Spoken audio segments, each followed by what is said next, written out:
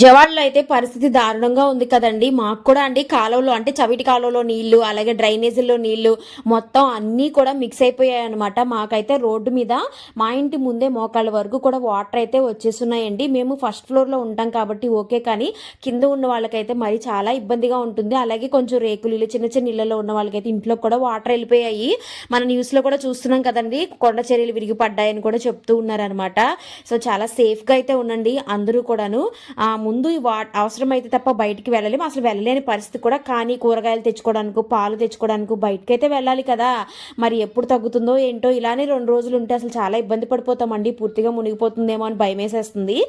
అంటే ఎంత వాన పడినా వెళ్ళగలం, కానీ ఇలా మొత్తం కాలువలు డ్రైనేజీలో వాటర్ బయటకు వచ్చేస్తే నడవడానికి కూడా ఇబ్బందిగా ఉంటుంది కదా, బయటికి కూడా వెళ్ళలేము. ఫుల్గా దోమలు కూడా వచ్చేస్తున్నాయి అనమాట. సో నేను ఇక్కడైతే వంకాయ బజ్జీ ఫస్ట్ టైం అయితే ట్రై చేశా, అది కూడా ఉన్న వాడితో ట్రై చేశానండి. Bye bye.